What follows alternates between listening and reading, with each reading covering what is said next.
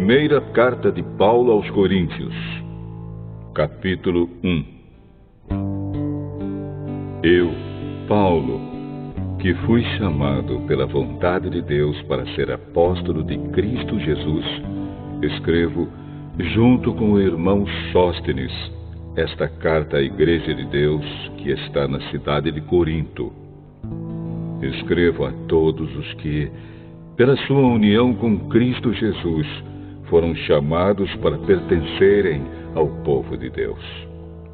Esta carta é também para aqueles que em todos os lugares adoram o nosso Senhor Jesus Cristo, Senhor deles e nosso. Que a graça e a paz de Deus, o nosso Pai, e do Senhor Jesus Cristo estejam com vocês. Eu sempre agradeço ao meu Deus por causa da graça que Ele tem dado a vocês por meio de Cristo Jesus.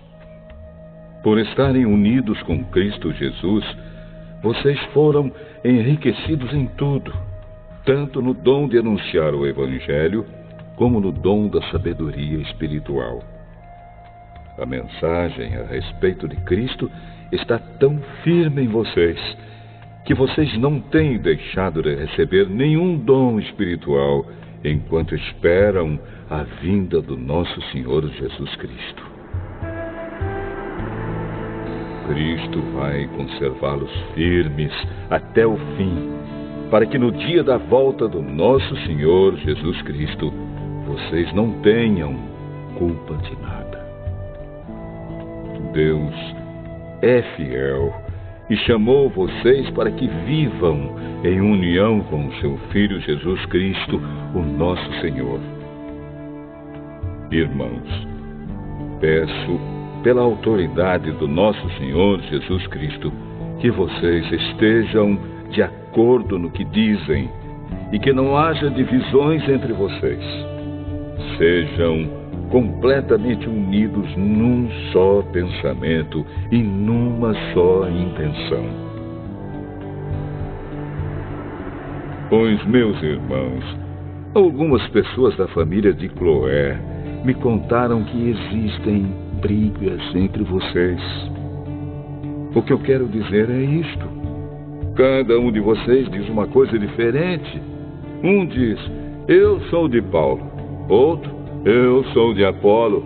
Outro, eu sou de Pedro. E ainda outro, eu sou de Cristo. Por acaso Cristo foi dividido em várias partes? Será que Paulo morreu crucificado em favor de vocês? Ou será que vocês foram batizados em nome de Paulo? Graças a Deus que eu não batizei nenhum de vocês, a não ser Crispo e Gaio. Assim ninguém pode dizer que vocês foram batizados em meu nome. Ah, sim. Batizei também Estéfanas e a família dele. Mas não lembro de ter batizado mais ninguém. Pois Cristo não me enviou para batizar, mas para anunciar o Evangelho, e anunciá-lo sem usar a linguagem da sabedoria humana, para não tirar o poder da morte de Cristo na cruz. De fato, a mensagem da morte de Cristo na cruz é loucura para os que estão se perdendo. Mas para nós que estamos sendo salvos, é o poder de Deus. Pois as Escrituras Sagradas dizem, destruirei a sabedoria dos sábios e acabarei com o conhecimento dos instruídos. Então, o que poderão dizer os sábios e os instruídos? O que vão dizer os grandes oradores deste mundo? Deus tem mostrado que a sabedoria deste mundo é loucura. Pois Deus, na sua sabedoria, não deixou que os seres humanos o conhecessem por meio da sabedoria deles. Pelo contrário, resolveu salvar aqueles que creem, e fez isso por meio da mensagem que anunciamos, a qual é chamada de louca. Os judeus pedem milagres como prova, e os não-judeus procuram a sabedoria.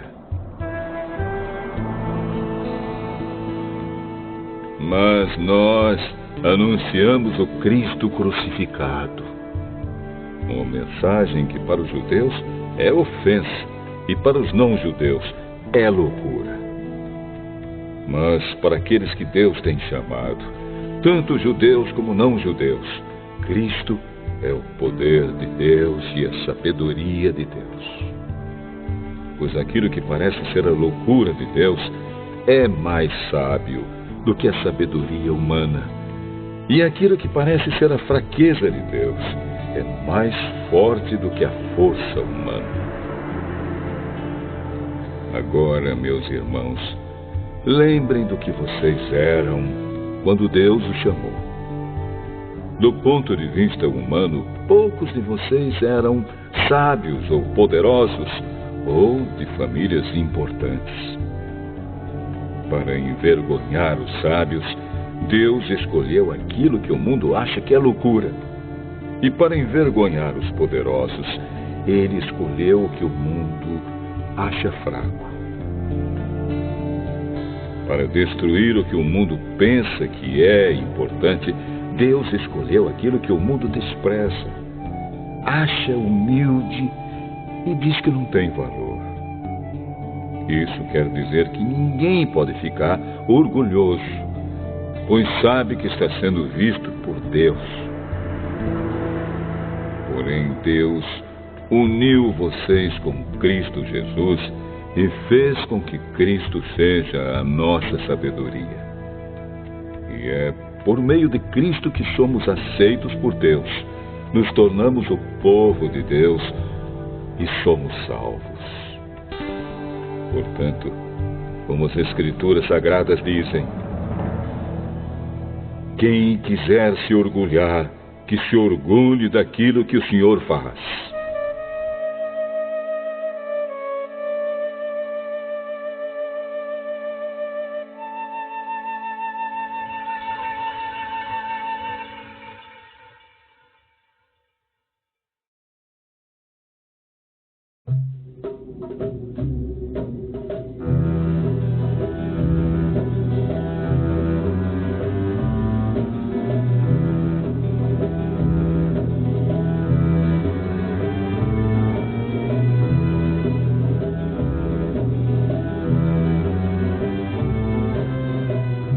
Primeira carta aos Coríntios, capítulo 2. Meus irmãos, quando fui anunciar a vocês a verdade secreta de Deus, não usei muitas palavras nem grande sabedoria, porque quando estive com vocês, resolvi esquecer tudo, a não ser Jesus Cristo e principalmente a sua morte na cruz. Quando visitei vocês, eu estava fraco e tremia de medo. O meu ensinamento e a minha mensagem não foram dados com a linguagem da sabedoria humana, mas com provas firmes do poder do Espírito de Deus. Portanto, a fé que vocês têm não se baseia na sabedoria humana, mas no poder de Deus. Porém, para os que são espiritualmente maduros, anunciamos uma mensagem de sabedoria. Mas não é de uma sabedoria deste mundo, nem a dos poderes que o governam e que estão perdendo o seu poder.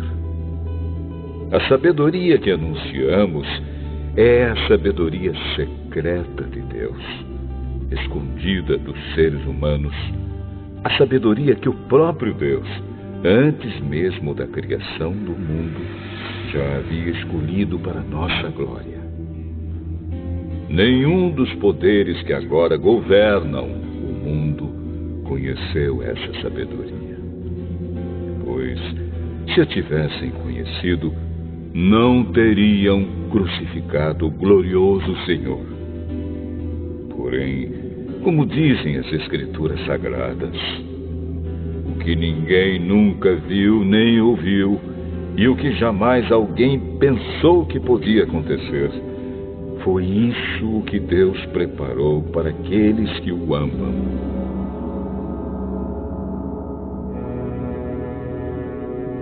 Mas foi a nós que Deus, por meio do Espírito, revelou o seu segredo.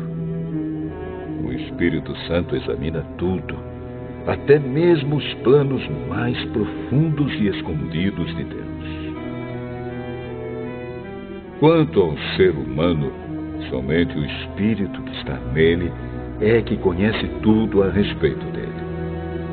E quanto a Deus, somente o seu próprio Espírito conhece tudo a respeito dele.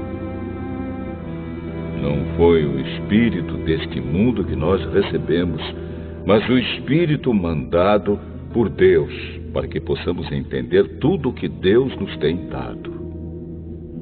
Portanto, quando falamos, nós usamos palavras ensinadas pelo Espírito de Deus e não palavras ensinadas pela sabedoria humana. Assim explicamos as verdades espirituais aos que são espirituais. Mas quem não tem o Espírito de Deus não pode receber os dons que vêm do Espírito e, de fato, nem mesmo pode entendê-los. Essas verdades são loucura para essa pessoa, porque o sentido delas só pode ser entendido de modo espiritual. A pessoa que tem o Espírito Santo pode julgar o valor de todas as coisas, porém ela mesma não pode ser julgada por ninguém. Como dizem as Escrituras Sagradas, quem pode conhecer a mente do Senhor? Quem é capaz de lhe dar conselhos? Mas nós pensamos como Cristo pensa.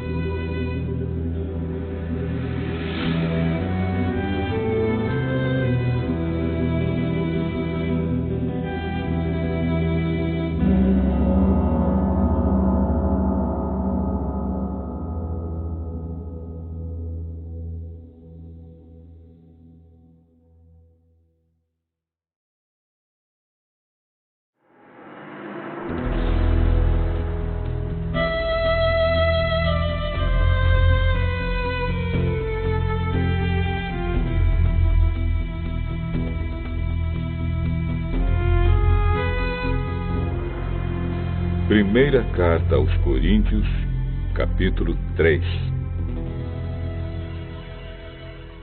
Na verdade, irmãos, eu não pude falar com vocês como costumo fazer com as pessoas que têm o Espírito de Deus. Tive de falar com vocês como se vocês fossem pessoas do mundo, como se fossem crianças na fé cristã. Tive de alimentá-los com leite e não com comida forte, pois vocês não estavam prontos para isso. E ainda não estão prontos, porque vivem como se fossem pessoas deste mundo. Quando existem ciumeiras e brigas entre vocês, será que isso não prova que vocês são pessoas deste mundo e fazem o que todos fazem? Quando alguém diz, eu sou de Paulo, e outro, eu sou de Apolo, será que assim não estão agindo como pessoas deste mundo? Afinal de contas, quem é Apolo e quem é Paulo? Somos somente servidores de Deus, e foi por meio de nós que vocês creram no Senhor.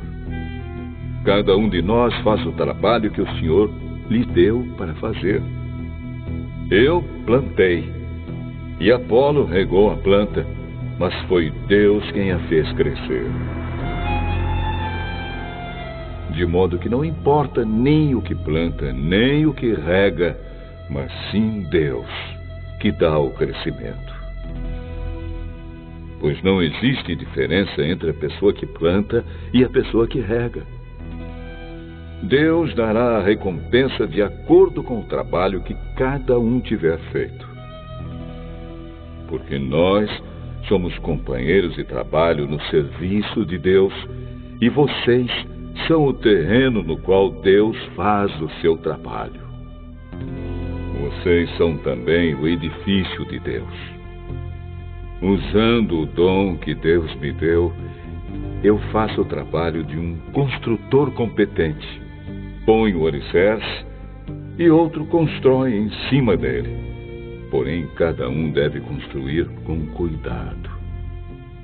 Porque Deus já pôs Jesus Cristo como o único alicerce, e nenhum outro alicerce pode ser colocado. Alguns usam ouro ou prata ou pedras preciosas para construírem em cima do alicerce. E ainda outros usam madeira ou capim ou palha. O dia de Cristo vai mostrar claramente a qualidade do trabalho de cada um. Pois o fogo daquele dia mostrará o trabalho de cada pessoa. O fogo vai mostrar e provar a verdadeira qualidade do trabalho. Se aquilo que alguém construir em cima do alicerce resistir ao fogo, então o construtor receberá a recompensa. Mas se o trabalho de alguém for destruído pelo fogo, então esse construtor perderá a recompensa. Porém, ele mesmo será salvo, como se tivesse passado pelo fogo para se salvar. Certamente vocês sabem que são o templo de Deus e que o Espírito de Deus vive em vocês.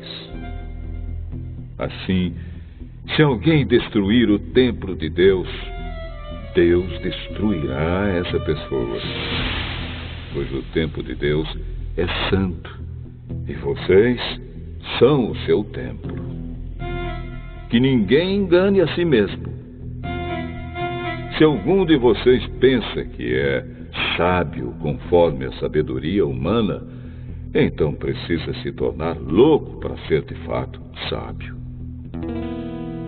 Pois aquilo que este mundo acha que é sabedoria, Deus acha que é loucura. Como dizem as Escrituras Sagradas. Deus pega os sábios nas suas espertezas. E também, o Senhor sabe que os pensamentos dos sábios não valem nada. Ninguém deve se orgulhar daquilo que as pessoas podem fazer. Pois tudo é de vocês. Isto é, Paulo, Apolo, Pedro, este mundo, a vida e a morte, o presente e o futuro. Tudo isso pertence a vocês. E vocês pertencem a Cristo. E Cristo pertence a Deus.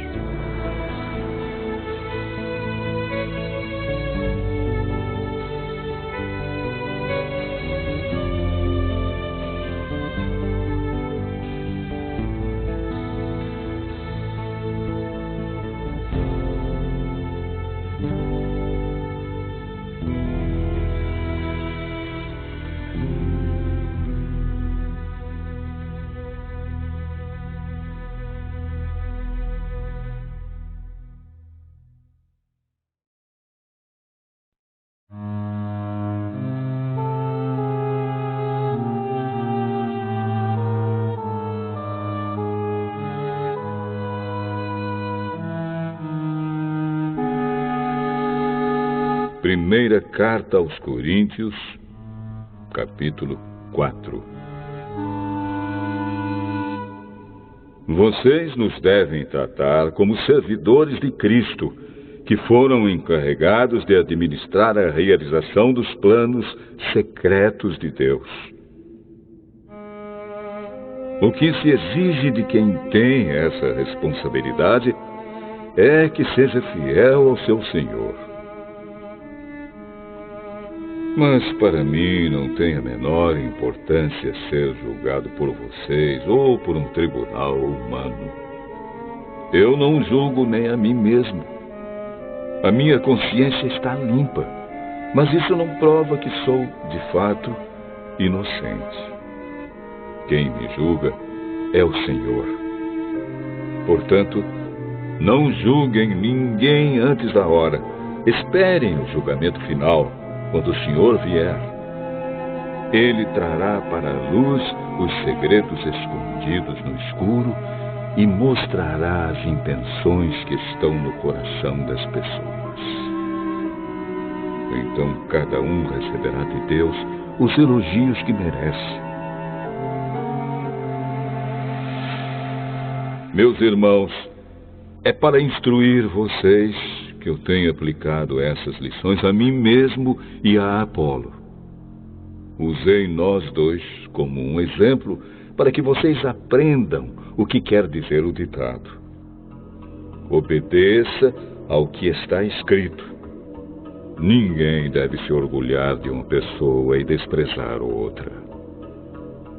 Quem é que fez você superior aos outros? Por acaso não foi Deus quem lhe deu tudo o que você tem? Então, por que é que você fica todo orgulhoso, como se o que você tem não fosse dado por Deus? Pelo que parece, vocês já têm tudo o que precisam. Já são ricos. Vocês já se tornaram reis e nós não. Que bom se vocês fossem reis de verdade, para que nós pudéssemos reinar junto com vocês. Porque me parece que Deus pôs a nós, os apóstolos, no último lugar. Somos como as pessoas condenadas a morrer em público, como espetáculo para o mundo inteiro, tanto para os anjos como para os seres humanos. Por causa de Cristo, nós somos loucos, mas vocês são sábios por estarem unidos com Ele. Nós somos fracos e vocês são fortes. Vocês são respeitados e nós somos desprezados. Até agora temos passado fome e sede. Temos nos vestido com trapos, temos recebido bofetadas e não temos lugar certo para morar. Temos nos cansado de trabalhar para nos sustentar. Quando somos amaldiçoados, nós abençoamos. Quando somos perseguidos, aguentamos com paciência. Quando somos insultados, respondemos com palavras delicadas. Somos considerados como lixo e até agora somos tratados como a imundície deste mundo. Não estou escrevendo essas coisas para envergonhar vocês, mas para ensiná-los como se vocês fossem meus próprios filhos queridos. Mesmo que vocês tivessem milhares de mestres na fé cristã, não poderiam ter mais de um pai. Pois, quando levei a vocês o Evangelho, eu me tornei o pai de vocês na vida que vivem em união com Cristo Jesus. Portanto, eu peço que sigam o meu exemplo. Por isso estou enviando para vocês Timóteo, que é meu querido e fiel filho no Senhor. Ele vai ajudá-los a lembrarem dos caminhos que sigo na nova vida que tenho em união com Cristo Jesus. Caminhos esses que ensino em todas as igrejas. Alguns de vocês ficaram orgulhosos, certos de que eu não iria visitá-los. Porém, se o Senhor quiser, eu vou visitá-los logo. Então vou saber o que esses orgulhosos são capazes de fazer e não somente o que eles são capazes de dizer. Pois o reino de Deus não é coisa de palavras, mas de poder. O que é que vocês preferem? Que eu vá até vocês com um chicote ou com o coração cheio de amor e bondade?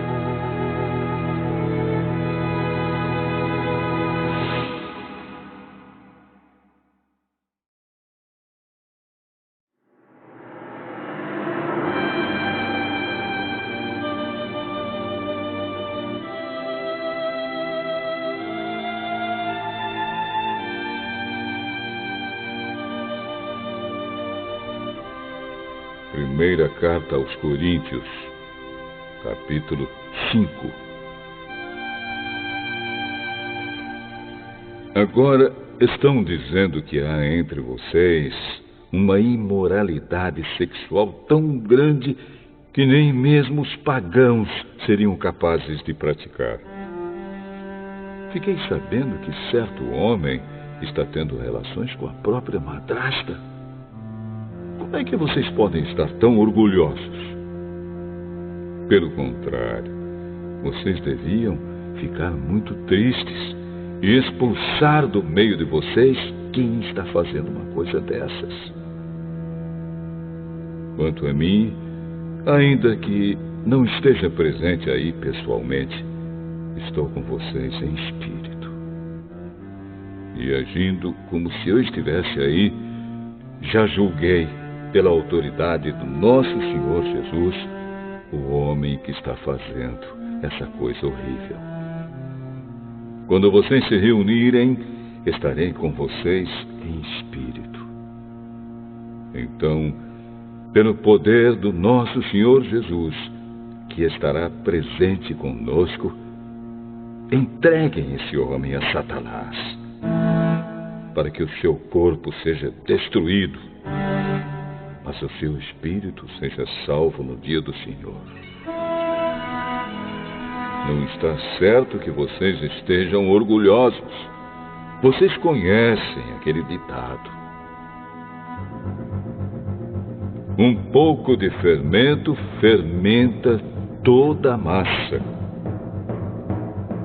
Joguem fora o velho fermento do pecado para ficarem completamente puros.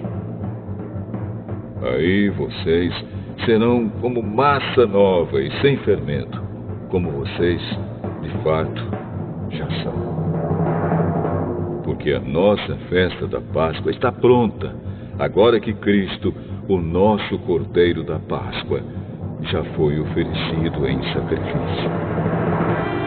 Então, vamos comemorar a nossa Páscoa, não com o pão que leva fermento, o fermento velho do pecado e da imoralidade, mas com o pão sem fermento, o pão da pureza e da verdade.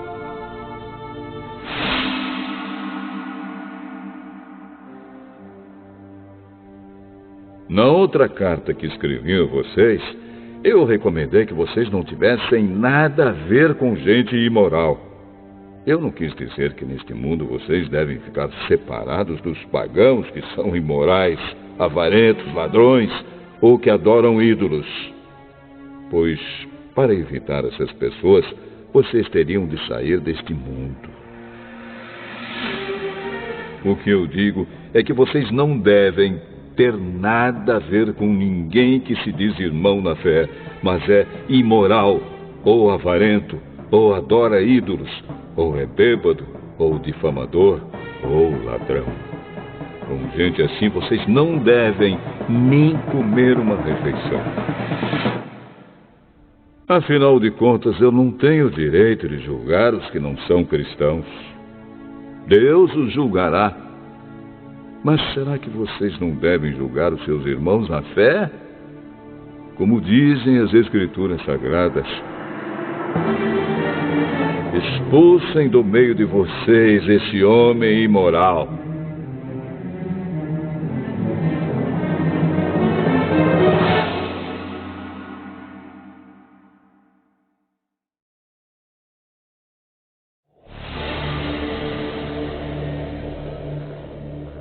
Primeira carta aos Coríntios, capítulo 6. Quando algum de vocês tem uma queixa contra um irmão na fé, como se atreve a pedir justiça a juízes pagãos, em vez de pedir ao povo de Deus que resolva o caso? Será que vocês não sabem que o povo de Deus julgará o mundo? Então, se vocês vão julgar o mundo, será que não são capazes de julgar essas coisas pequenas? Por acaso vocês não sabem que nós julgaremos até mesmo os anjos? Muito mais, então, devemos julgar as coisas desta vida. Portanto, se surgir alguma questão dessas, será que vocês vão procurar pessoas que são desprezadas na igreja para julgarem esses casos? Que vergonha! Será que entre vocês não existe alguém com bastante sabedoria para resolver uma questão entre irmãos? É claro que existe. Mas o que acontece é que um irmão em Cristo leva ao tribunal a sua queixa contra outro irmão e deixa que juízes pagãos julguem o caso. Só o fato de existirem questões entre vocês já mostra que vocês estão falhando completamente. Não seria melhor aguentar a injustiça? Não seria melhor ficar com o prejuízo? Pelo contrário, vocês cometem injustiça e roubam e fazem isso tudo contra os seus próprios irmãos. Vocês sabem que os maus não terão parte no reino de Deus. Não se enganem, pois os imorais, os que adoram ídolos, os adúlteros, os homossexuais, os ladrões, os avarentos, os bêbados, os caluniadores e os assaltantes não terão parte no reino de Deus. Alguns de vocês eram assim, mas foram lavados do pecado, separados para pertencer a Deus e aceitos por Ele, por meio do Senhor Jesus Cristo e pelo Espírito do nosso Deus. Alguém vai dizer: eu posso fazer tudo o que quero. Pode sim, mas nem tudo é bom para você. Eu poderia dizer: posso fazer qualquer coisa, mas não vou deixar que nada me escravize. Outro vai dizer: o alimento existe para o estômago e o estômago existe para o alimento. Sim, mas Deus acabará com os dois.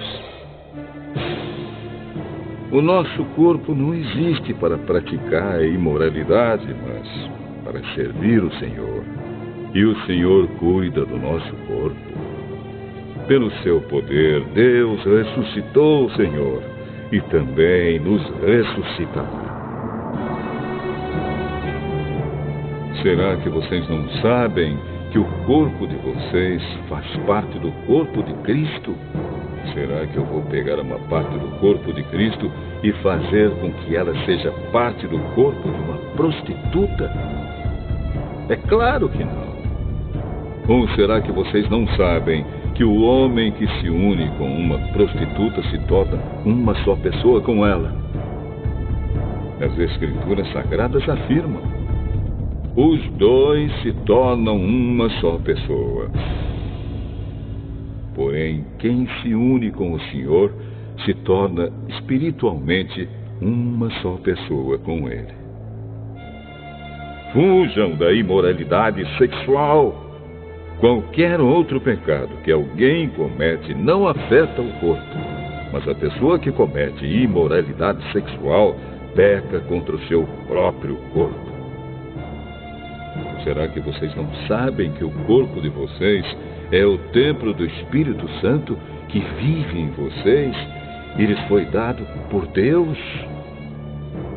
Vocês não pertencem a vocês mesmos, mas a Deus, pois Ele os comprou e pagou o preço. Portanto, usem o seu corpo para a glória dele.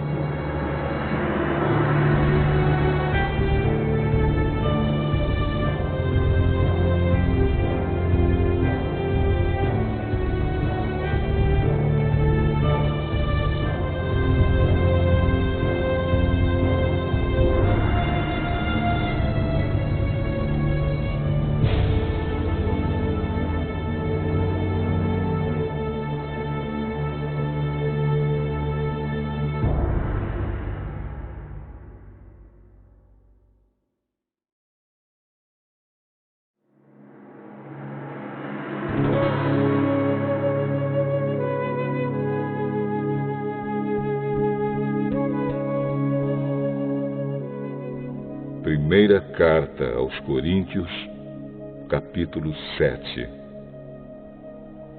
Agora vou tratar dos assuntos a respeito dos quais vocês me escreveram. Vocês dizem que o homem faz bem em não casar. Mas eu digo, já que existe tanta imoralidade sexual, cada homem deve ter a sua própria esposa e cada mulher o seu próprio marido.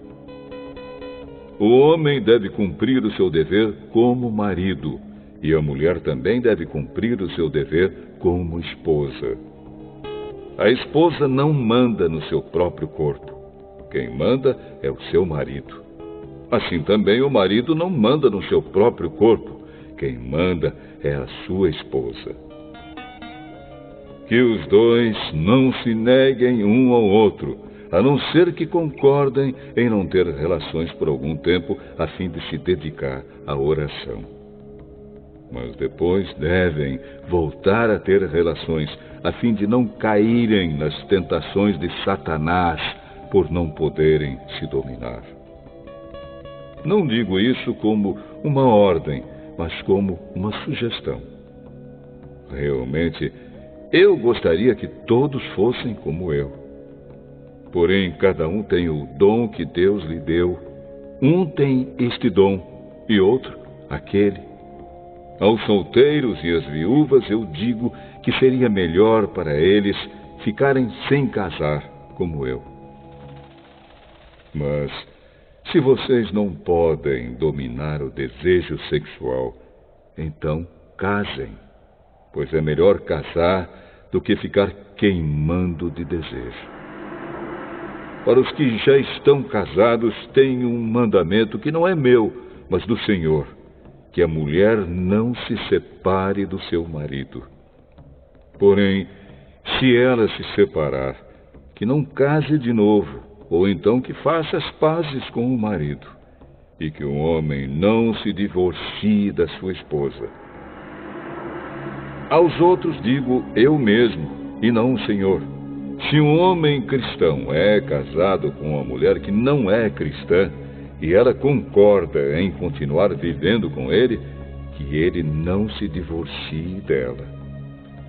E se uma mulher cristã é casada com um homem que não é cristão e ele concorda em continuar vivendo com ela, que ela não se divorcie dele. Pois Deus aceita o homem que não é cristão por ele estar unido com a sua esposa cristã, e aceita a mulher que não é cristã por ela estar unida com o seu marido cristão. Se não fosse assim, os filhos deles não pertenceriam a Deus. Mas, sendo assim, eles pertencem. Porém, se o marido não cristão ou a esposa não cristã quiser o divórcio, então que se divorcie. Nesses casos, o marido cristão ou a esposa cristã está livre para fazer como quiser, pois Deus chamou vocês para viverem em paz. Esposa cristã, como é que você pode ter certeza de que não vai salvar o seu marido? E você, marido cristão, como é que você pode ter certeza de que não vai salvar a sua esposa? Cada um deve continuar vivendo de acordo com o dom que o Senhor lhe deu e na condição em que se encontrava quando Deus o chamou. É essa a regra que eu ensino em todas as igrejas. Se um homem judeu que é circuncidado aceita o chamado de Deus, ele não deve tirar as marcas da circuncisão. E se um homem não judeu que não é circuncidado aceita o chamado de Deus, ele não deve circuncidar-se. Não faz diferença estar circuncidado ou não. O que importa é obedecer aos mandamentos de Deus. Cada um deve continuar como era quando aceitou o chamado de Deus. Você era escravo quando Deus o chamou? Não se preocupe com isso. Mas, se você pode se tornar livre, então aproveite a oportunidade. pois o escravo que foi chamado pelo Senhor é agora um homem livre que pertence ao Senhor. Assim também, o homem livre que foi chamado por Cristo é escravo de Cristo. Deus comprou vocês por um preço. Portanto, não se tornem escravos de seres humanos. Irmãos, cada um deve continuar na presença de Deus, assim como era quando Deus o chamou. Para os solteiros, eu não tenho nenhum mandamento do Senhor, porém dou a minha opinião como uma pessoa que, pela misericórdia do Senhor, merece confiança. Por causa dos tempos difíceis em que vivemos, eu penso que é melhor para o homem ficar como está. Você tem esposa? Então não procure se separar dela. Você é solteiro? Então não procure esposa. Porém, se você casar, não estará cometendo pecado. E se uma moça solteira casar, também não estará cometendo pecado. Mas eu gostaria de poupar vocês dos problemas de cada dia que terão na vida de casados. Irmãos, o que eu quero dizer é isto. Não nos resta muito tempo. E daqui em diante os casados devem viver como se não tivessem casado. Os que choram, como se não estivessem chorando. Os que estão rindo, como se não estivessem rindo. Os que compram, como se não fosse deles aquilo que compraram. Os que tratam das coisas deste mundo, como se não estivessem ocupados com elas. Pois este mundo, como está agora, não vai durar muito. Eu quero livrá-los de preocupações. Um solteiro se interessa pelas coisas do Senhor porque quer agradá-lo. Mas o homem casado se interessa pelas coisas deste mundo porque quer agradar a sua esposa e por isso é puxado por duas direções diferentes. Quanto às mulheres, tanto as viúvas quanto as solteiras, elas estão interessadas nas coisas do Senhor porque querem se dedicar de corpo e alma a Ele. Mas a mulher casada se interessa pelas coisas deste mundo porque quer agradar o marido. Eu estou dizendo isso porque quero ajudá-los. Não estou querendo obrigar ninguém a nada. Pelo contrário, quero que façam o que é direito e certo e que se entreguem ao serviço do Senhor com toda a dedicação. Aos que ficaram noivos, mas resolveram não casar mais, eu digo o seguinte: se o rapaz sente que assim não está agindo certo com a sua noiva e acha que a sua paixão por ela ainda é muito forte e que devem casar, então que casem. Não existe pecado nisso. Mas se, pelo contrário, o rapaz não se sente na obrigação de casar, se está mesmo resolvido a ficar solteiro e se é capaz de dominar a sua vontade e já resolveu o que deve fazer, então faz bem em não casar com a moça. Assim, quem casa faz bem, mas quem não casa faz melhor ainda. A mulher não está livre enquanto seu marido estiver vivo. Caso o marido morra, ela fica livre para casar com quem quiser, contanto que case com um cristão. Porém, ela será mais feliz se ficar como está.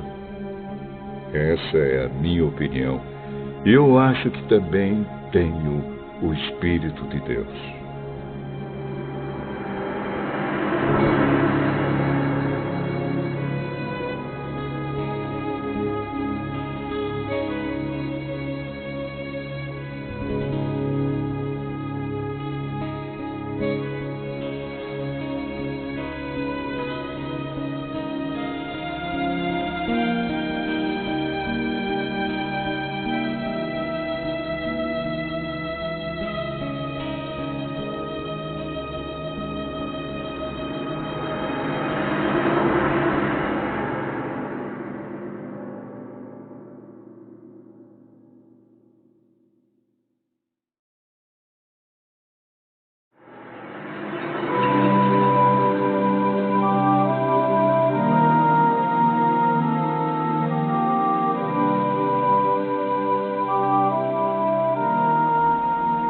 Primeira carta aos Coríntios, capítulo 8. Agora vou tratar do problema dos alimentos oferecidos aos ídolos.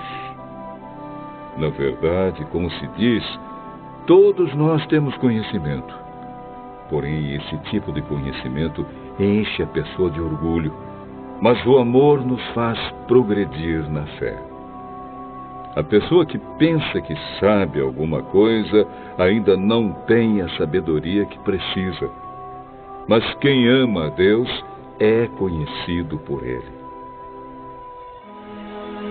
Quanto a comer alimentos que tenham sido oferecidos aos ídolos, nós sabemos que um ídolo representa alguma coisa que realmente não existe.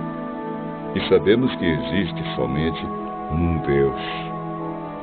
Pois existem os que são chamados de deuses, tanto no céu como na terra, como também existem muitos deuses e muitos senhores. Porém, para nós, existe somente um Deus, o Pai e Criador de todas as coisas, para quem nós vivemos. E existe somente um Senhor, que é Jesus Cristo, por meio de quem todas as coisas foram criadas e por meio de quem nós existimos. Mas nem todos conhecem essa verdade. Existem pessoas tão acostumadas com os ídolos que até agora comem desses alimentos pensando que eles pertencem aos ídolos. A consciência dessas pessoas é fraca e por isso elas se sentem impuras quando comem desses alimentos. Não é esta ou aquela comida que vai fazer com que Deus nos aceite. Nós não perderemos nada se não comermos e não ganharemos nada se comermos desse alimento.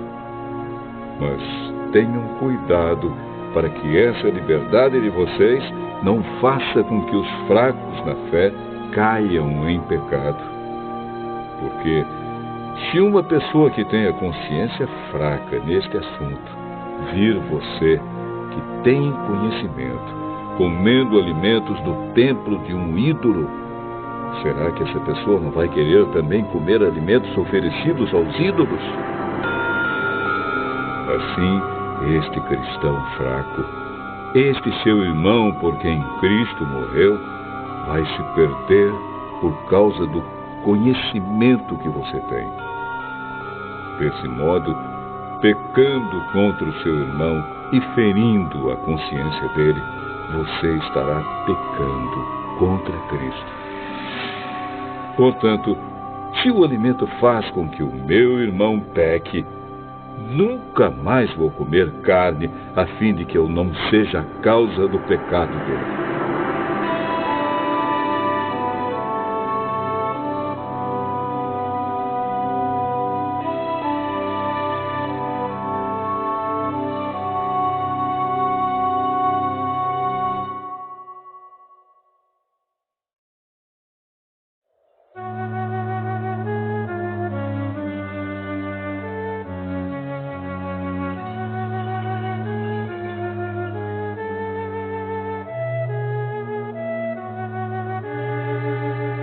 Primeira carta aos Coríntios, capítulo 9.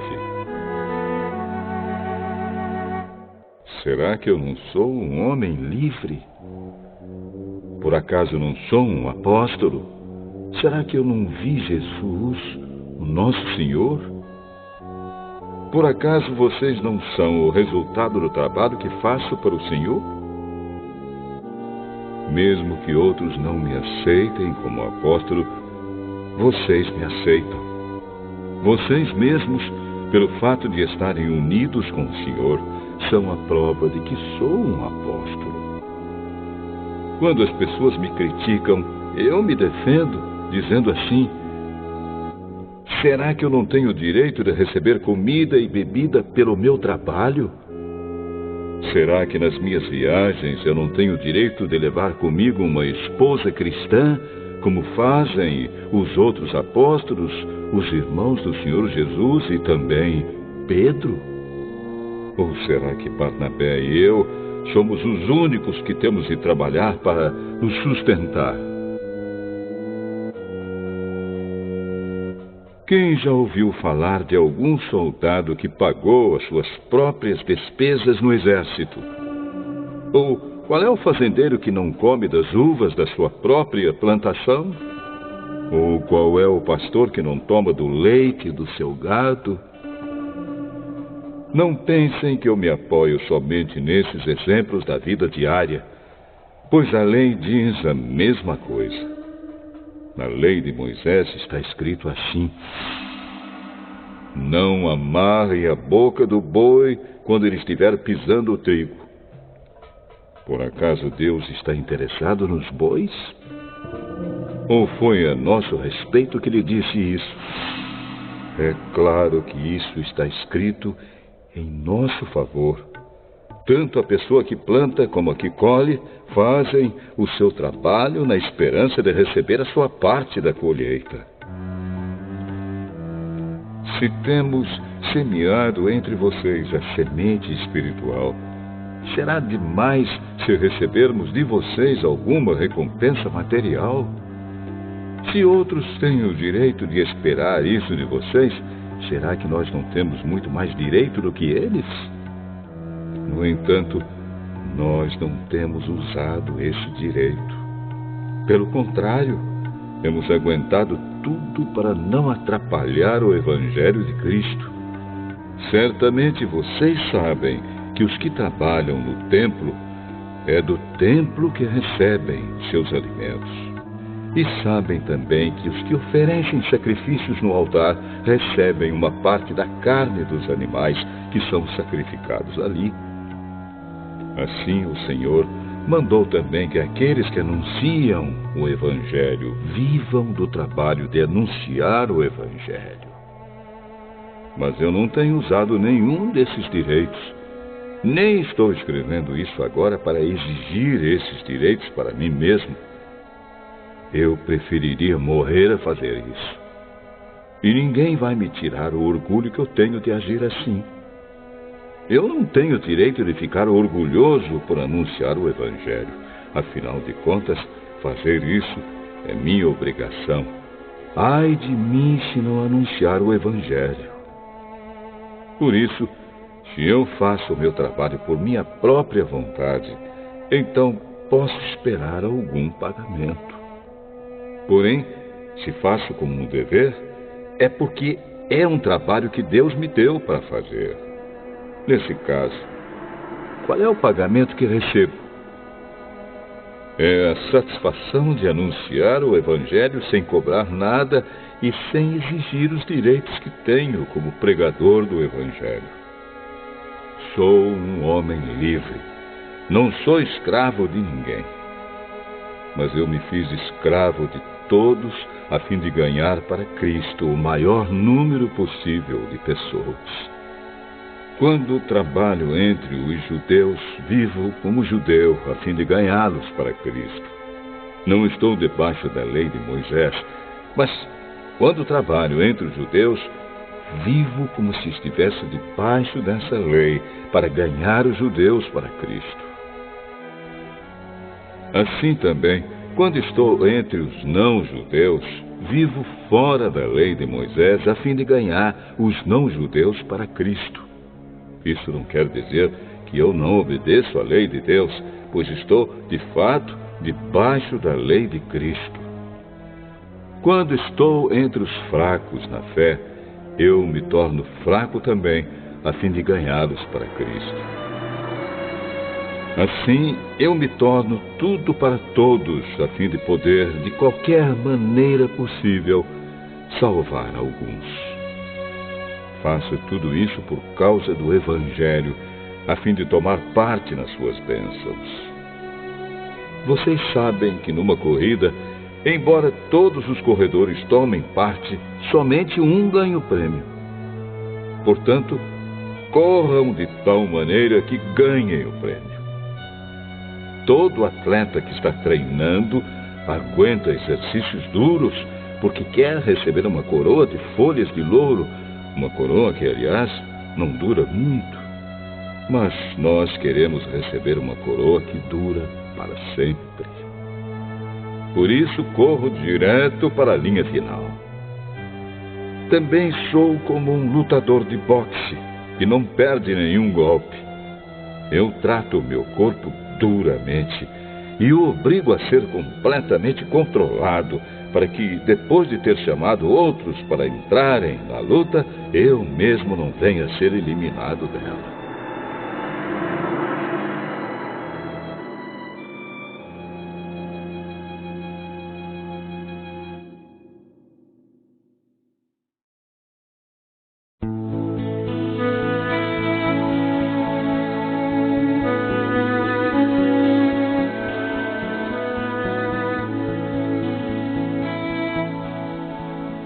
Primeira carta aos Coríntios, capítulo 10.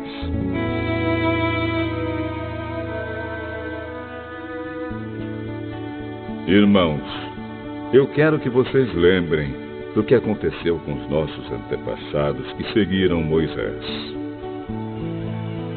Todos foram protegidos pela nuvem e passaram pelo Mar Vermelho. Como seguidores de Moisés, eles foram batizados na nuvem e no mar.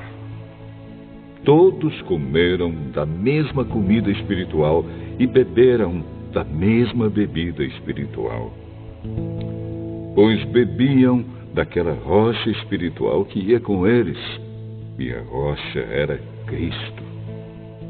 Mas Deus não ficou contente com a maioria deles, e por isso eles morreram, e os seus corpos ficaram espalhados no deserto. Tudo isso aconteceu a fim de nos servir de exemplo, para nós não querermos coisas más como eles quiseram, nem adorarmos ídolos como alguns deles adoraram. Como dizem as Escrituras Sagradas, o povo sentou-se para comer e beber e se levantou para se divertir. Não devemos cometer imoralidade sexual, como alguns deles fizeram. E porque eles fizeram isso, 23 mil deles caíram mortos num só dia. Não devemos pôr à prova a paciência de Cristo, como alguns deles fizeram, e por isso foram mortos pelas cobras. Vocês não devem se queixar, como fizeram alguns deles, e por isso foram destruídos pelo anjo da morte. Tudo isso aconteceu com os nossos antepassados, a fim de servir de exemplo para os outros. E aquelas coisas foram escritas a fim de servirem de aviso para nós. Pois estamos vivendo no fim dos tempos. Portanto, aquele que pensa que está de pé, é melhor ter cuidado para não cair. As tentações que vocês têm de enfrentar são as mesmas que os outros enfrentam, mas Deus cumpre a sua promessa e não deixará que vocês sofram tentações que vocês não têm forças para suportar. Quando uma tentação vier, Deus dará forças a vocês para suportá-la, e assim vocês poderão sair dela. Por isso, meus queridos amigos, fujam da adoração de ídolos. Eu falo com vocês como com pessoas que têm capacidade para entender o que estou afirmando. Julguem vocês mesmos o que eu estou dizendo. Pensem no cálice pelo qual damos graças a Deus na ceia do Senhor. Será que quando bebemos desse cálice, não estamos tomando parte no sangue de Cristo? E quando partimos e comemos o pão, não estamos tomando parte no corpo de Cristo? Mesmo sendo muitos, todos comemos do mesmo pão, que é um só, e por isso somos um só corpo. Pensem no povo de Israel. Aqueles que comem as coisas oferecidas em sacrifícios tomam parte juntos no sacrifício que é oferecido a Deus no altar. O que é que eu quero dizer com isso? Que o ídolo ou o alimento que é oferecido a ele tem algum valor? É claro que não. O que estou dizendo é que aquilo que é sacrificado nos altares pagãos é oferecido aos demônios e não a Deus. E eu não quero que vocês tomem parte nas coisas dos demônios. Vocês não podem beber do cálice do Senhor e também do cálice dos demônios. Vocês não podem comer na mesa do Senhor e também na mesa dos demônios. Ou será que queremos provocar o Senhor, fazendo com que ele fique com ciúmes? Por acaso vocês pensam que somos mais fortes do que ele? Alguns dizem assim: podemos fazer tudo o que queremos. Sim, mas nem tudo é bom. Podemos fazer tudo o que queremos, mas nem tudo é útil. Ninguém deve buscar os seus próprios interesses, e sim os interesses dos outros. Vocês podem comer de tudo que se vende no açougue, sem terem nenhuma dúvida de consciência. Pois, como dizem as Escrituras Sagradas, a terra e tudo o que nela existe pertencem ao Senhor. Se alguém que não é cristão convidá-los para comer e vocês resolverem ir, comam o que for posto na frente de vocês e não façam perguntas por motivo de consciência.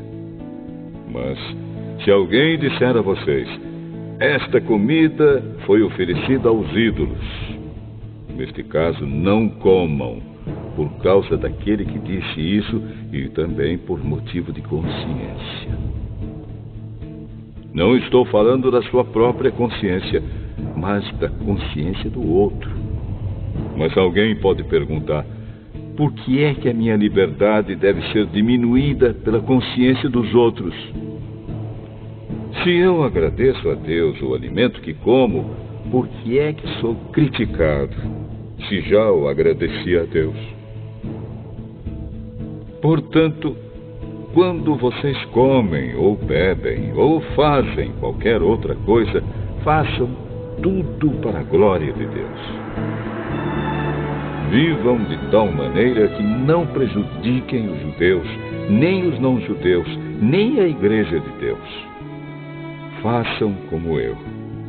Procuro agradar a todos em tudo o que faço, não pensando no meu próprio bem, mas no bem de todos, a fim de que eles possam ser salvos.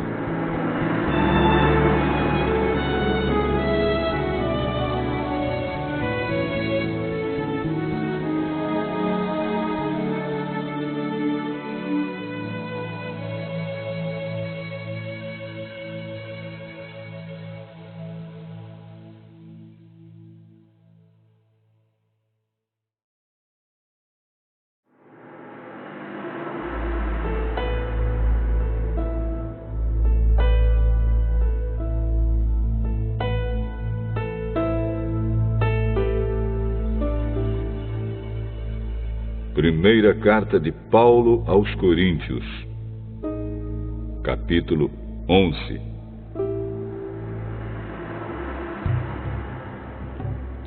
Sigam o meu exemplo como eu sigo o exemplo de Cristo. Eu os elogio porque vocês sempre lembram de mim e seguem as instruções que eu passei para vocês. Mas quero que entendam que Cristo tem autoridade sobre todo marido, que o marido tem autoridade sobre a esposa e que Deus tem autoridade sobre Cristo. Se um homem cobre a cabeça quando ora ou anuncia a mensagem de Deus nas reuniões de adoração, ele está ofendendo a honra de Cristo. E se uma mulher não cobre a cabeça quando ora ou anuncia a mensagem de Deus nas reuniões de adoração, ela está ofendendo a honra do seu marido. Nesse caso, não há nenhuma diferença entre ela e a mulher que tem a cabeça rapada. Se a mulher não cobre a cabeça, então é melhor que ela corte o cabelo de uma vez. Já que é vergonhoso para a mulher rapar a cabeça ou cortar o cabelo, então ela deve cobrir a cabeça. O homem não precisa cobrir a cabeça, pois ele reflete a imagem e a glória de Deus. Mas a mulher reflete a glória do homem, pois o homem não foi feito da mulher, mas a mulher foi feita do homem.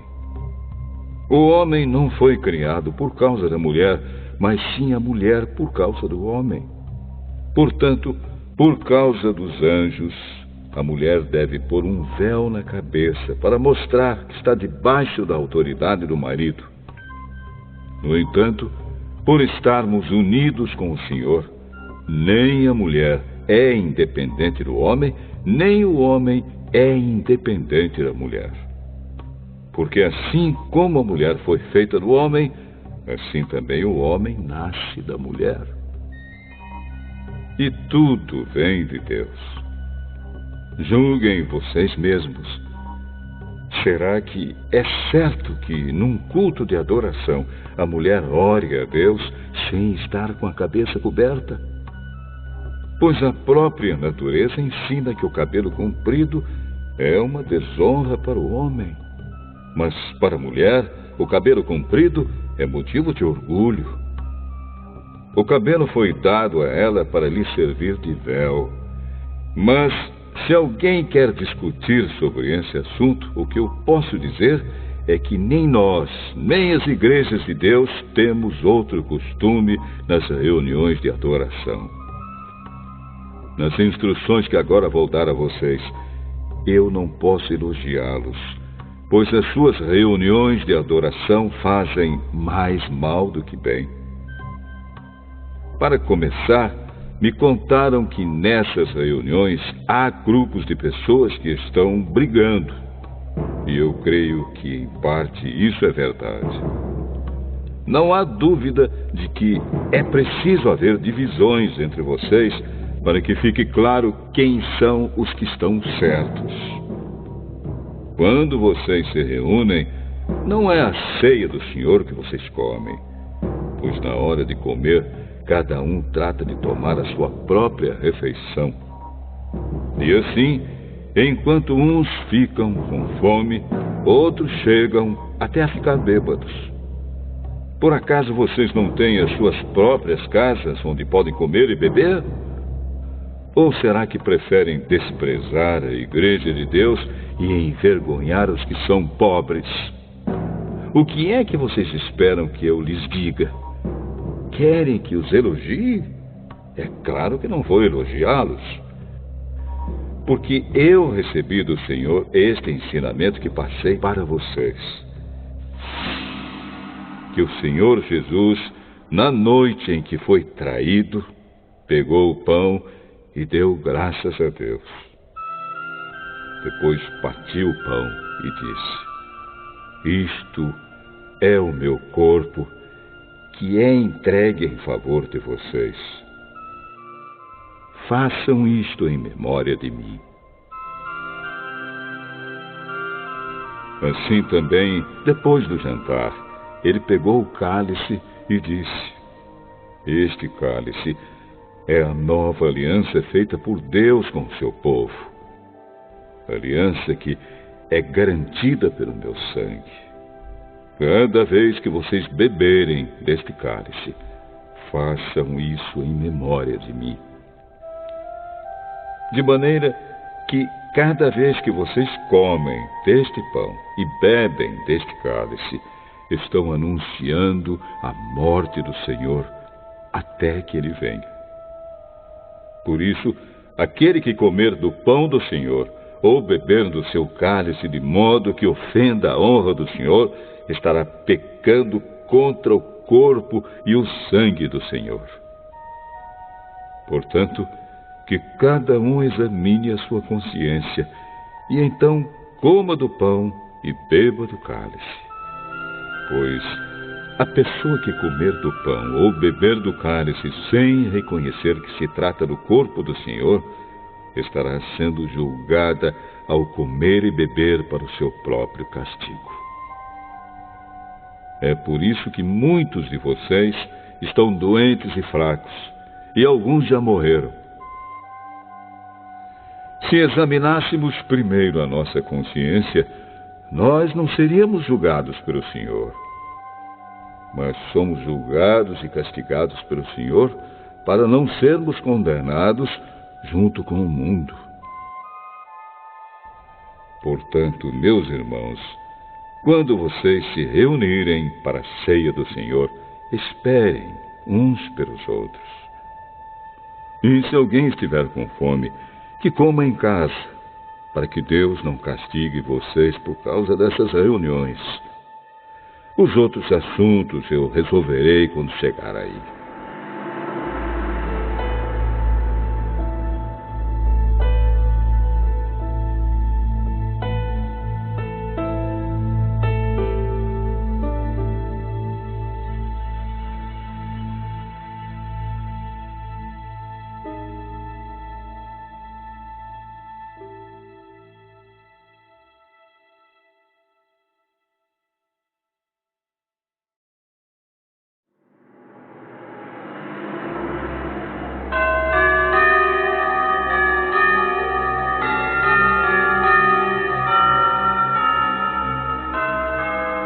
Primeira carta de Paulo aos Coríntios, capítulo 12. Meus irmãos, quero que vocês saibam a verdade a respeito dos dons que o Espírito Santo dá. Vocês sabem que, quando ainda eram pagãos, vocês eram desviados de várias maneiras para a adoração dos ídolos, os quais não têm vida.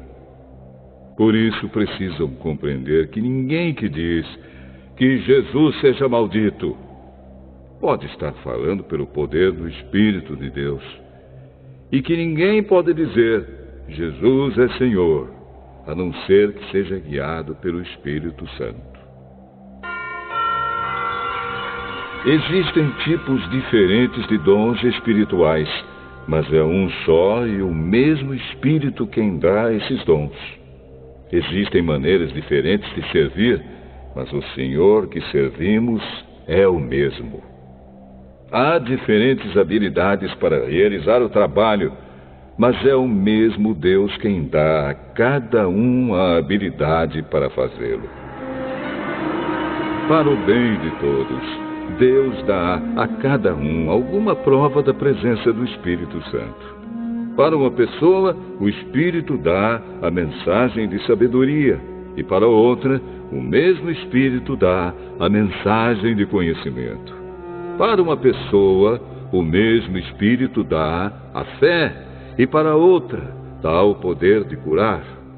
Uma pessoa recebe do Espírito poder para fazer milagres, e outra recebe o dom de anunciar a mensagem de Deus. Ainda outra pessoa recebe a capacidade para saber a diferença entre os dons que vêm do Espírito e os que não vêm dele. Para uma pessoa, o Espírito dá a capacidade de falar em línguas estranhas, e para outra, ele dá a capacidade de interpretar o que essas línguas querem dizer. Porém, é um só e o mesmo Espírito quem faz tudo isso. Ele dá um tom diferente para cada pessoa, conforme ele quer. Cristo é como um corpo, o qual tem muitas partes. E todas as partes, mesmo sendo muitas, formam um só corpo. Assim também, todos nós, judeus e não judeus, escravos e livres, fomos batizados pelo mesmo Espírito para formar um só corpo. E a todos nós foi dado de beber do mesmo Espírito. Pois o corpo não é feito de uma só parte, mas de muitas. Se o pé disser, já que não sou mão, não sou do corpo, nem por isso deixa de ser do corpo. Se o ouvido disser, já que não sou olho, não sou do corpo, nem por isso deixe de ser do corpo. Se o corpo todo fosse olho, como poderíamos ouvir? E se o corpo todo fosse ouvido, como poderíamos cheirar?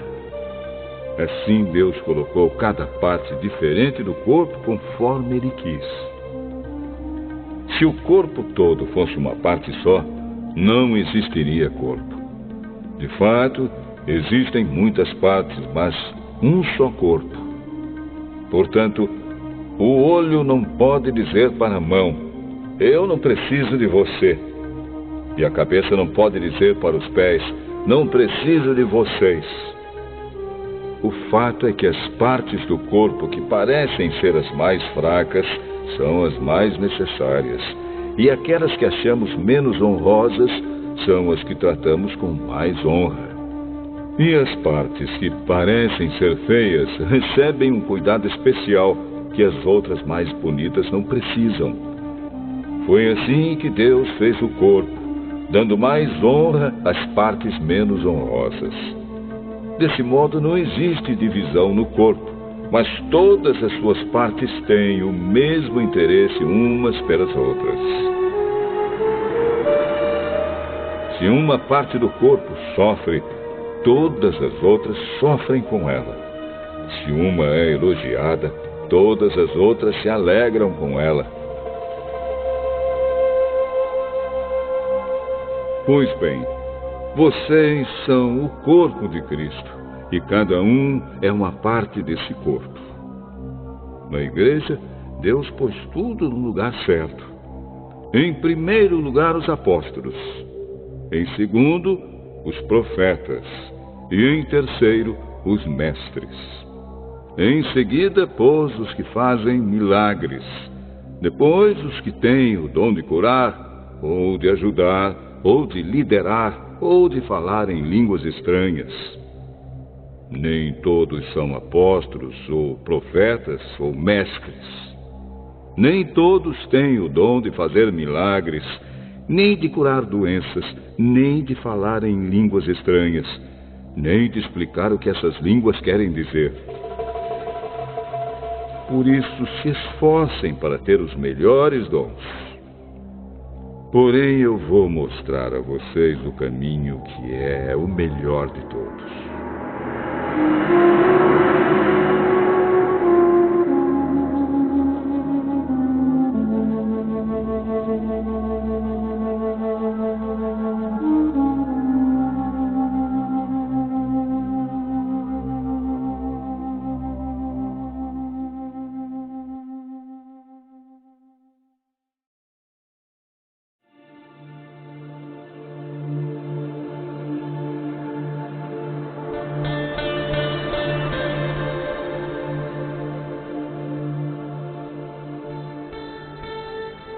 Primeira carta de Paulo aos Coríntios, capítulo 13. Eu poderia falar todas as línguas que são faladas na terra e até no céu, mas se não tivesse amor, as minhas palavras seriam como o som de um gongo ou como o barulho de um sino. Poderia ter o dom de anunciar mensagens de Deus, ter todo o conhecimento, entender todos os segredos e ter tanta fé que até poderia tirar as montanhas do seu lugar. Mas, se não tivesse amor, eu não seria nada. Poderia dar tudo o que tenho e até mesmo entregar o meu corpo para ser queimado. Mas se eu não tivesse amor, isso não me adiantaria nada. Quem ama é paciente e bondoso. Quem ama não é ciumento, nem orgulhoso, nem vaidoso. Quem ama não é grosseiro, nem egoísta, não fica irritado, nem guarda mágoas. Quem ama não fica alegre quando alguém faz uma coisa errada, mas se alegra quando alguém faz o que é certo. Quem ama nunca desiste, porém suporta tudo com fé, esperança e paciência. O amor é eterno. Existem mensagens espirituais, porém elas durarão pouco. Existe o dom de falar em línguas estranhas, mas acabará logo. Existe o conhecimento, mas também terminará. Pois os nossos dons de conhecimento e as nossas mensagens espirituais são imperfeitos. Mas, quando vier o que é perfeito, então o que é imperfeito desaparecerá. Quando eu era criança, falava como criança, sentia como criança e pensava como criança. Agora que sou adulto, parei de agir como criança. O que agora vemos é como uma imagem imperfeita num espelho embaçado, mas depois veremos face a face. Agora o meu conhecimento é imperfeito, mas depois conhecerei perfeitamente, assim como sou conhecido por Deus. Portanto, agora existem estas 3 coisas: a fé, a esperança e o amor. Porém, a maior delas é o amor.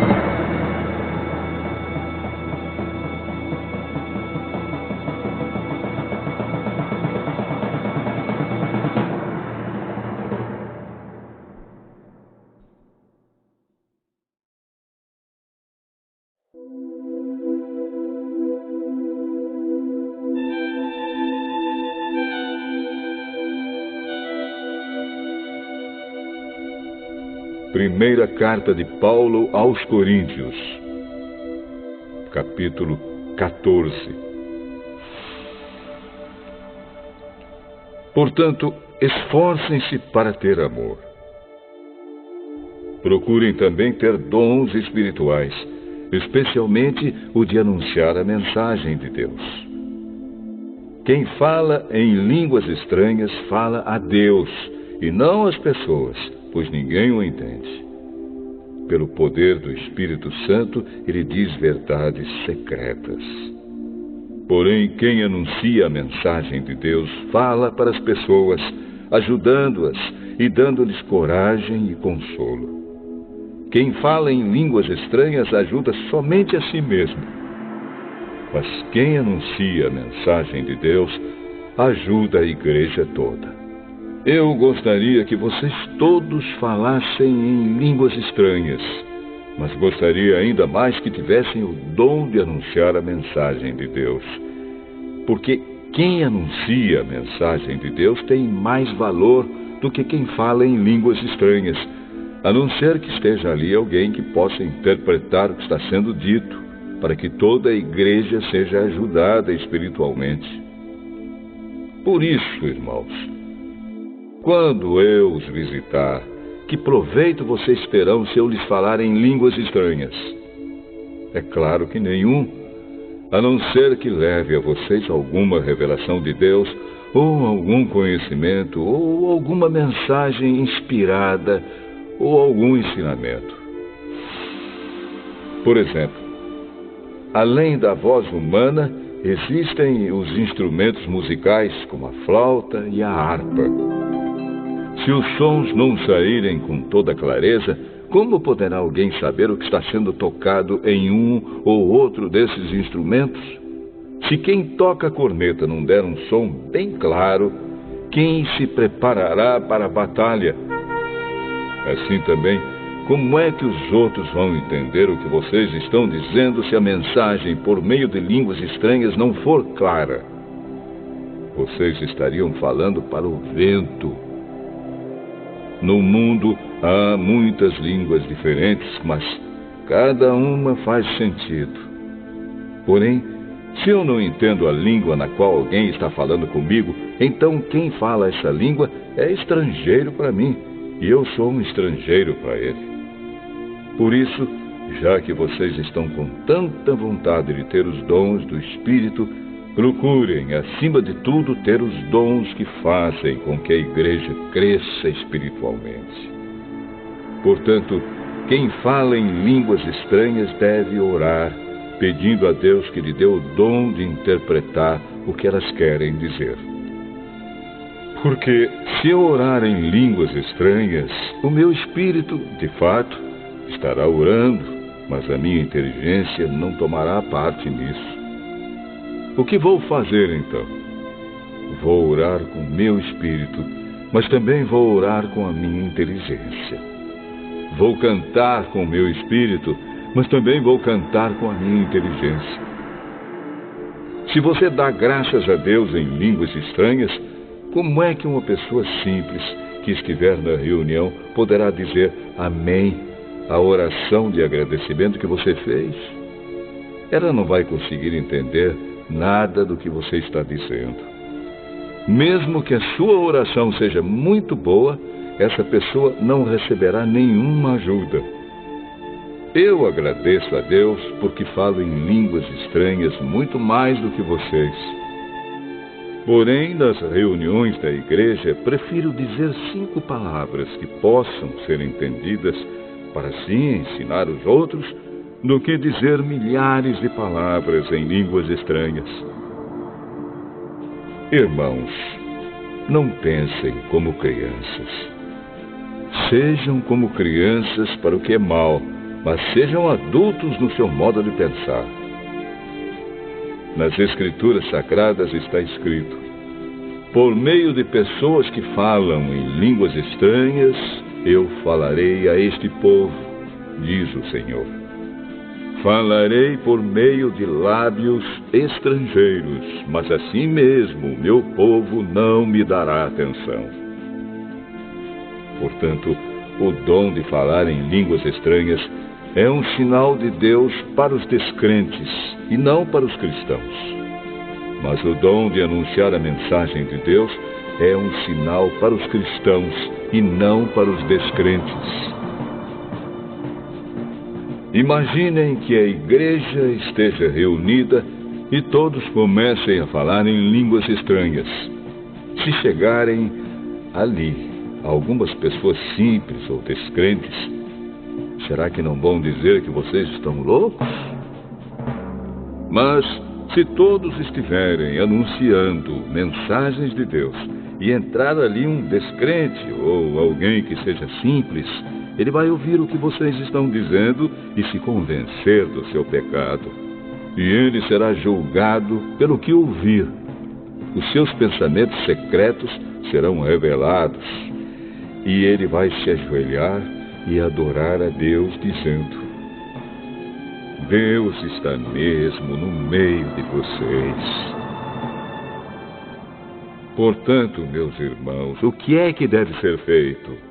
Quando vocês se reúnem na igreja, um irmão tem um hino para cantar, outro, alguma coisa para ensinar, outro, uma revelação de Deus, outro, uma mensagem em línguas estranhas, e ainda outro, a interpretação dessa mensagem.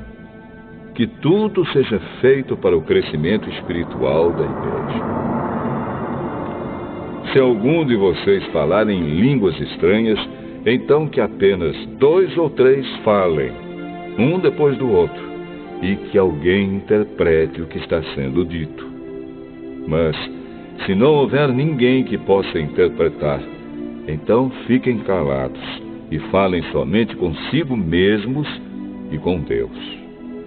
No caso de 2 ou 3 receberem a mensagem de Deus, estes devem falar, e os outros que pensem bem no que eles estão dizendo. Se uma outra pessoa que estiver ali sentada receber a mensagem de Deus, quem estiver falando deve se calar. Vocês todos podem anunciar a mensagem de Deus, um de cada vez, para que todos aprendam e fiquem animados. Quem fala deve controlar o dom de anunciar a mensagem de Deus, pois Deus não quer que nós vivamos em desordem, e sim em paz. Como em todas as igrejas do povo de Deus, as mulheres devem ficar caladas nas reuniões de adoração. Elas não têm permissão para falar. Como diz a lei, elas não devem ter cargos de direção. Se quiserem saber alguma coisa, que perguntem em casa ao marido. É vergonhoso que uma mulher fale nas reuniões da igreja. Por acaso a mensagem de Deus veio de vocês? Ou será que veio somente para vocês? Se alguém pensa que é mensageiro de Deus ou que tem algum dom espiritual, deve saber que o que estou escrevendo é mandamento do Senhor. Mas se alguém não der atenção a isso, que ninguém dê atenção a essa pessoa. Assim, meus irmãos, procurem sempre anunciar a mensagem de Deus, mas não proíbam que se falem línguas estranhas.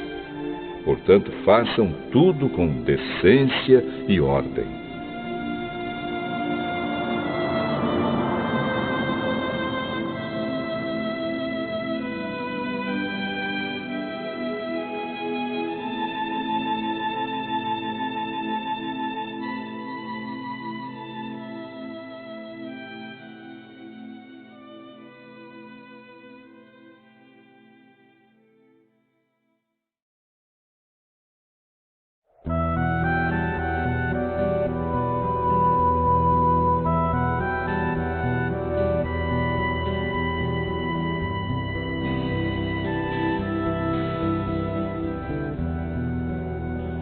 Primeira carta de Paulo aos Coríntios, capítulo 15.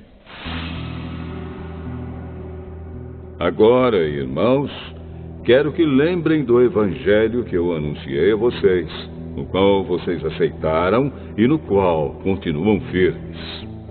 A mensagem que anunciei a vocês é o evangelho, por meio do qual vocês são salvos, se continuarem firmes nele. A não ser que não tenha adiantado nada vocês crerem nele. Eu passei para vocês o ensinamento que recebi e que é da mais alta importância. Cristo morreu pelos nossos pecados, como está escrito nas Escrituras Sagradas. Ele foi sepultado e no terceiro dia foi ressuscitado, como está escrito nas Escrituras, e apareceu a Pedro e depois aos 12 apóstolos. Depois apareceu de uma só vez a mais de 500 seguidores, dos quais a maior parte ainda vive, mas alguns já morreram. Em seguida apareceu a Tiago, e mais tarde a todos os apóstolos. Por último, depois de todos, ele apareceu também a mim, como para alguém nascido fora de tempo. De fato, eu sou o menos importante dos apóstolos e até nem mereço ser chamado de apóstolo, pois persegui a igreja de Deus. Mas, pela graça de Deus, sou o que sou. E a graça que Ele me deu não ficou sem resultados. Pelo contrário, eu tenho trabalhado muito mais do que todos os outros apóstolos. No entanto, não sou eu quem tem feito isso, e sim a graça de Deus que está comigo. Assim, não importa se a mensagem foi entregue por mim ou se foi entregue por eles. O importante é que foi isso que todos nós anunciamos, e foi nisso que vocês creram. Se a nossa mensagem é que Cristo foi ressuscitado, como é que alguns de vocês dizem que os mortos não vão ressuscitar? Se não existe a ressurreição de mortos, então quer dizer que Cristo não foi ressuscitado. E se Cristo não foi ressuscitado, nós não temos nada para anunciar, e vocês não têm nada para crer. E mais ainda, nesse caso estaríamos mentindo contra Deus, porque afirmamos que Ele ressuscitou Cristo. Mas, se é verdade que os mortos não são ressuscitados, então Deus não ressuscitou Cristo. Porque, se os mortos não são ressuscitados, Cristo também não foi ressuscitado. E se Cristo não foi ressuscitado, a fé que vocês têm é uma ilusão e vocês continuam perdidos nos seus pecados. Se Cristo não ressuscitou, os que morreram crendo nele estão perdidos. Se a nossa esperança em Cristo só vale para esta vida, nós somos as pessoas mais infelizes deste mundo. Mas a verdade é que Cristo foi ressuscitado. E isso é a garantia de que os que estão mortos também serão ressuscitados. Porque assim como por meio de um homem veio a morte, assim também por meio de um homem veio a ressurreição. Assim como, por estarem unidos com Adão, todos morrem, assim também, por estarem unidos com Cristo, todos ressuscitarão. Porém, cada um será ressuscitado na sua vez. Cristo, o primeiro de todos, depois os que são de Cristo, quando ele vier, e então virá o fim. Cristo destruirá todos os governos espirituais, todas as autoridades e poderes, e entregará o reino a Deus, o Pai. Pois Cristo tem de reinar até que Deus faça com que ele domine todos os inimigos. O último inimigo que será destruído é a morte. As Escrituras Sagradas dizem: Deus pôs todas as coisas debaixo do domínio dele. É claro que dentro das palavras, todas as coisas, não está o próprio Deus, que põe tudo debaixo do domínio de Cristo. Mas, quando tudo for dominado por Cristo, então o próprio Cristo, que é o Filho, se colocará debaixo do domínio de Deus, que pôs todas as coisas debaixo do domínio dele. Então Deus reinará completamente sobre tudo. Pensem agora nas pessoas que são batizadas em favor dos mortos. O que é que elas esperam conseguir? Se os mortos não são ressuscitados, por que é que essas pessoas se batizam em favor deles? E quanto a nós, por que é que nos colocamos em perigo a toda hora? Irmãos, eu enfrento a morte todos os dias. Se afirmo isso, é pelo orgulho que tenho de vocês, pois estamos todos unidos com Cristo Jesus, o nosso Senhor. Aqui em Éfeso, eu lutei contra inimigos como se lutasse contra animais selvagens.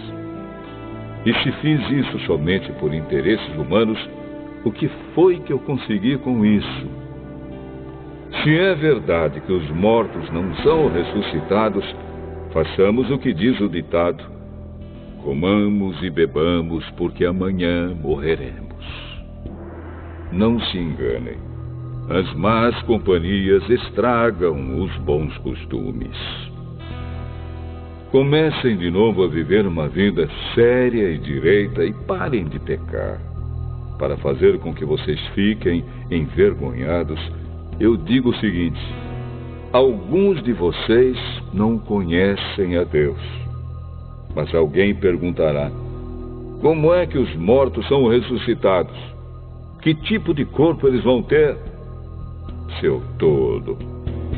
Quando você semeia uma semente na terra, ela só brota se morrer. E o que foi semeado é apenas uma semente, talvez um grão de trigo ou outra semente qualquer, e não o corpo já formado da planta que vai crescer.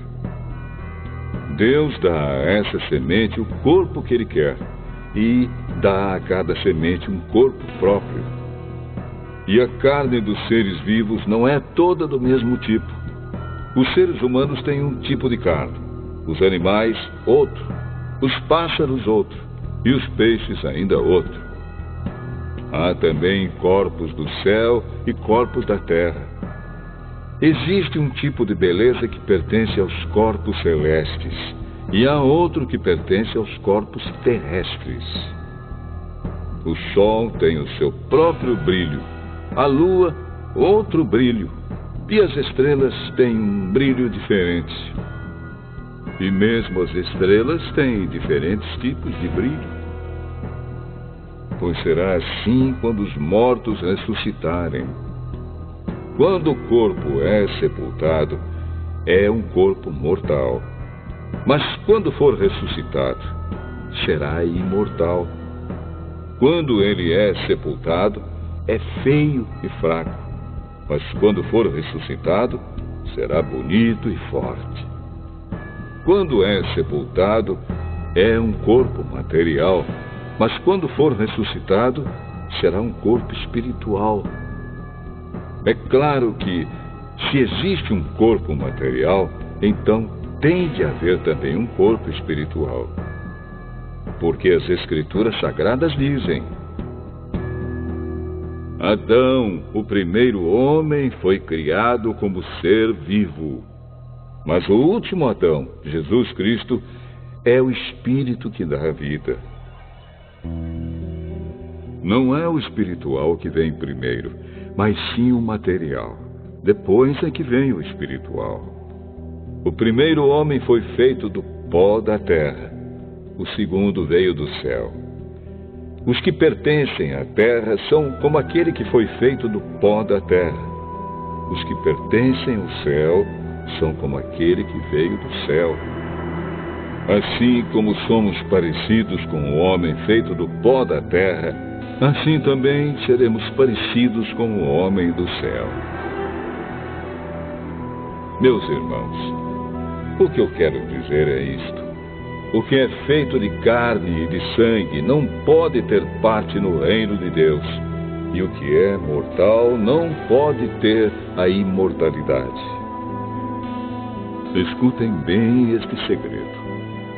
Nem todos vamos morrer, mas todos nós vamos ser transformados num instante, num abrir e fechar de olhos, quando tocar a última trombeta.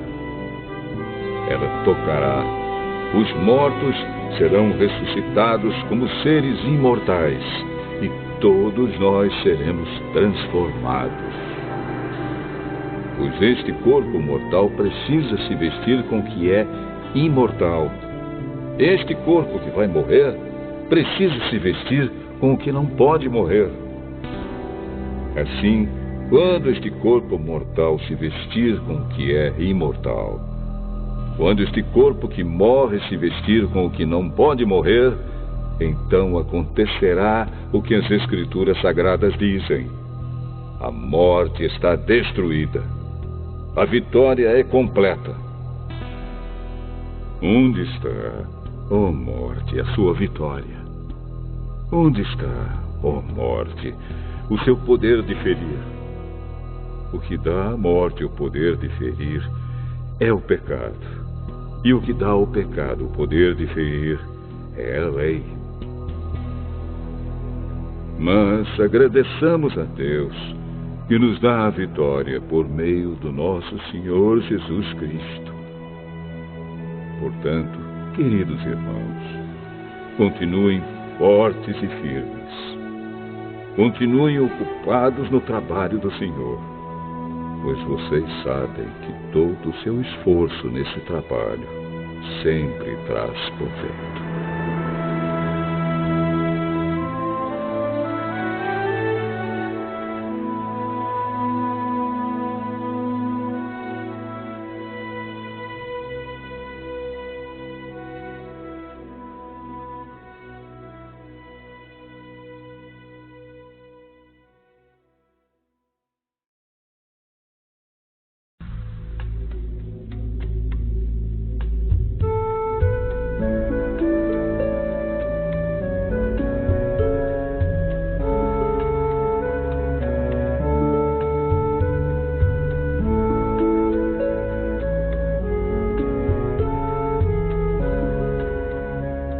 Primeira carta de Paulo aos Coríntios, capítulo 16.